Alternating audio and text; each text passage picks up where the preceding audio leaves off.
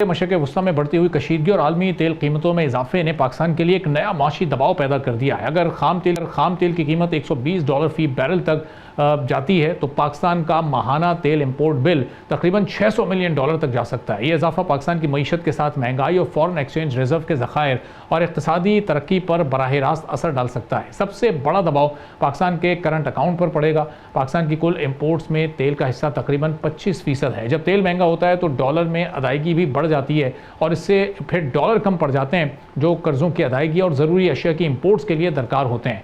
अब अगर तेल बिल $600 मिलियन तक जाता है तो माहाना करंट अकाउंट खसारा $200 से $300 मिलियन तक बढ़ सकता है। पाकिस्तान के फॉरेन एक्सचेंज रिजर्व्स पहले ही दबाव का शिकार हैं। अगर इंपोर्ट अखराजात बढ़ते रहे तो ये ज़खायर कम होकर सिर्फ 2 माह की इंपोर्ट्स के बराबर रह सकते हैं। अब ऐसी सूरत हाल में हुकूमत को मजीद बैरूनी कर्ज या फिर इमदाद की ज़रूरत पड़ सकती है। दूसरा बड़ा असर महंगाई की सूरत में सामने आ सकता है। पाकिस्तान में पेट्रोल की कीमत इस वक्त $322 फी लीटर जबकि डीजल $335 फी लीटर तक पहुंच चुका है। फ्यूल महंगा होने से ट्रांसपोर्ट के साथ एग्रीकल्चर और इंडस्ट्री के एक्सपेंसेस भी बढ़ जाते हैं। माहिरीन के मुताबिक इस महंगाई में 2 से 3% भी मजीद इजाफा हो सकता है। अब महंगे फ्यूल का असर इंडस्ट्री की पैदावार पर भी पड़ता है। पाकिस्तान की एक्सपोर्ट्स का तकरीबन 60% हिस्सा टेक्सटाइल सेक्टर से आता है। अगर एनर्जी और ट्रांसपोर्ट की कॉस्ट 15 से 20% बढ़ जाए तो इंडस्ट्री भी अपनी प्रोडक्ट्स महंगी करेंगी। इससे फिर आलमी मंडी में पाकिस्तानी प्रोडक्ट्स की कंपैटिबिलिटी कम हो सकती है। हुकूमत ने माली साल 2025-26 के लिए 3.5% GDP ग्रोथ का टारगेट रखा है, लेकिन एनर्जी महंगी होने से इन्वेस्टमेंट और प्रोडक्शन दोनों ही कम हो सकती हैं। एक्सपर्ट्स ये कहते हैं कि इससे GDP ग्रोथ में 0.5 से 1% की कमी भी हो सकती है। अब हुकूमत इस दबाव को कम करने के लिए इंटरनेशनल मॉनेटरी फंड से पेट्रोलियम लेवी में नरमी मांग रही है। माली साल में जो पेट्रोलियम लेवी का हदफ है वो 1.4 ट्रिलियन रुपए रखा गया है और जुलाई से दिसंबर तक हम देखें तो 822 अरब रुपए जमा भी हो चुके हैं। अब अगर IMF कुछ रियायत देता है तो हुकूमत इंपोर्ट के प्रेशर को कुछ कम कर सकती है और अगर रियायत ना मिली तो हुकूमत फिर ऑल्टरनेट जो स्टेप्स होंगे उन पर गौर कर रही है। इनमें तेल की इंपोर्ट या और फिर फुजेरा जैसे ऑल्टरनेट रास्तों से करना भी शामिल है। इसी तरह फ्यूल बचाने के लिए वर्क फ्रॉम होम जिसमें ऑनलाइन क्लासेस और वर्किंग आवर्स को कम करने जैसे इक़दाम जो हुकूमत ने उठाए वो भी फिर अब ऑस्टेरिटी मेजर के तौर पर सामने आ रहे हैं। मजीद जाहिर है ये कि इसमें मुल्क में इस वक्त फर्नेस ऑयल को बिजली घरों में इस्तेमाल किया जा सकता है। इसके अलावा थर्कोल और हाइड्रो पावर से बिजली बढ़ाने की कोशिश भी की जा रही है। ये वो तमाम इकदाम हैं जो कि इस वक्त हुकूमत उठाने की कोशिश कर रही है। सूरत हाल क्या बनती है और कैसे अब ये जो कहा जा रहा था कि एक बुरानी कैफियत हो सकती है, लेकिन अल्लाह का शुक्र है कि वो टल गई है चूँकि अब ऑयल के कंटेनर कराची के पोर्ट पर आना शुरू हो गए हैं। तो सुहेल बजाज साहब हमारे साथ मौजूद हैं जो साबिक वज़ीर पेट्रोलियम है। उनसे ज़रा इस पूरी सूरत हाल के बारे में जानेंगे कि अभी ये सिचुएशन कहाँ जा सकती है। सुहेल साहब बहुत शुक्रिया प्रोग्राम के लिए आपने वक्त निकाला। अब ये तेल की कीमतें जो बहुत तेज़ी से बढ़ी थी उसमें कोई 6-6.5% की कमी भी आ गई है। क्या लग रहा है आपको ग्रेजुअली आगे ये कीमतें मजीद कमी की तरफ जाएंगी या एक बार फिर कोई स्पाइक आ सकती है?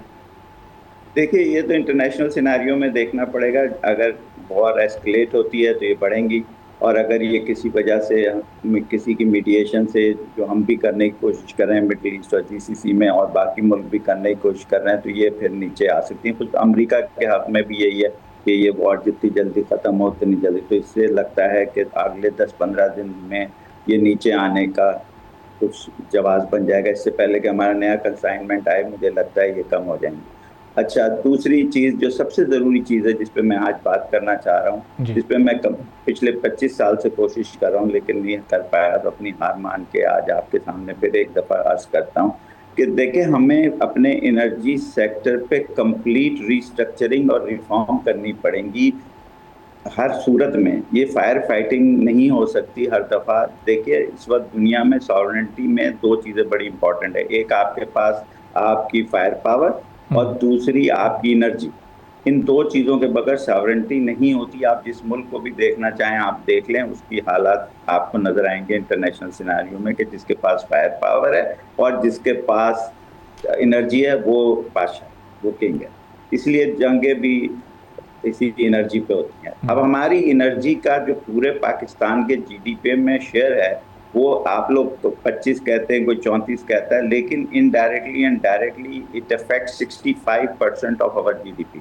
डायरेक्टली एंड इनडायरेक्टली का मेरा मकसद है एनर्जी सेक्टर की बात कर रहा हूँ। गैस, पेट्रोलियम, ये तो एक हिस्सा है ना कि आपने ऑयल 24% की इंपोर्ट की, फलाना इतने की हुई, इतने डॉलर इस पे बढ़ गए। ये आम आदमी की समझ में आने वाली बात नहीं, लेकिन आम आदमी को ये पता चलना चाहिए कि हमारी महंगाई या हमारे इकोनॉमी में 64% एनर्जी का हिस्सा है, जिसके तहत इन्फ्लेशन बढ़ता है, फूड बास्केट पे असर पड़ता है, इंडस्ट्रियल बास्केट पे असर पड़ता है, सर्विसेज बास्केट पे असर पड़ता है, इंटरनेशनल बास्केट पे असर पड़ता है, हमारे रुपी पे, इन्फ्लेशन पे, हर चीज़ पे, रिजर्व पे, हर चीज़ हमारी 8 की 8 बास्केट्स जो होती हैं इकोनॉमी की, उन सबको ये अफेक्ट करता है। इसलिए इसके लिए हमें एक दफ़ा बैठ के सुकून से, ये तो हो रहा है जो इस वक्त हो रहा है, ये तो हो गया, अब ये हालात हो गए, इस पे मैयर्स हो गए कि आपने किसी का पेट्रोल बंद कर दिया, किसी का पेट्रोल बढ़ा दिया, ये एक अलग चीज़ है, लेकिन इसका फार्मूला भी दोबारा से रिवाइज करना पड़ेगा हम अपने नेशनल इंटरेस्ट में और इंटरनेशनल सिनेरियो को देखते हुए।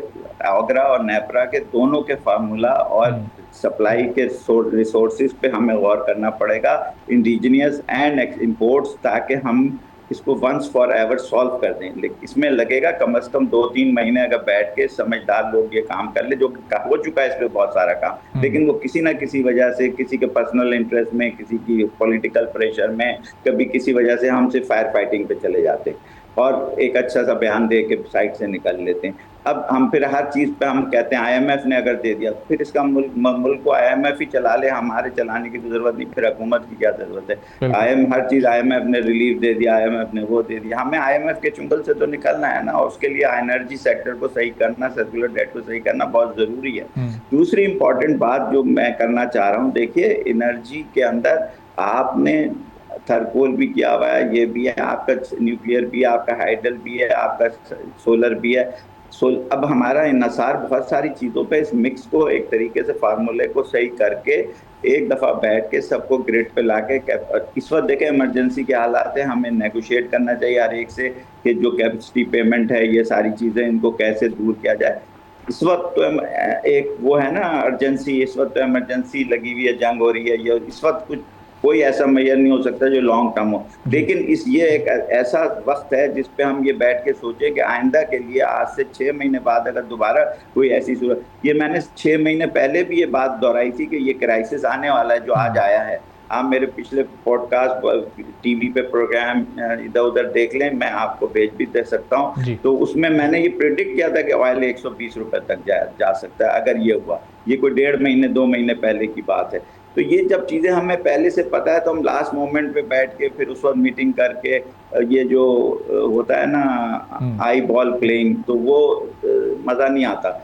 हुकूमत होती है लॉन्ग टर्म और स्ट्रेटेजिक चीज़ों को सही करने के लिए कि हम इस तरह की पॉलिसी बनाएं। इस वक्त एनर्जी की कोई पॉलिसी लॉन्ग टर्म नहीं है, सब एडॉकिज्म पे। आज सोलर लगा लो, आज नेट मीटरिंग कर लो, कल नेट बिलिंग कर लो, परसों ये कर लो, आज ऑयल मंगा लो, आज फर्नेस ऑयल पे चल जाओ, परसों एलएनजी बंद हो जाएगी, नरसों कुछ और हो जाएगा। ये इस तरह से एनर्जी सेक्टर, इतने बड़े मुल्क का, एटॉमिक मुल्क है, हम इस वक्त रीजन में तो सोहेल साहब कह रहे हैं कि वंस फॉर ऑल ये पॉलिसी साजी हो जाए, ये एक बार मामला तय हो जाए, रिफॉर्म्स ऐसे हो जाए कि फिर हमें बार बार परेशान न होना पड़े। लेकिन ये इस हंगामी सूरत-ए-हाल में बात मैं आपको बताने जा रहा हूँ, देखिए इसका जो सबसे बड़ा शेयर है ना एब्सोल्यूट फिगर में ज़्यादा है, तो इसमें परसेंटेज कम होनी चाहिए लेवी की।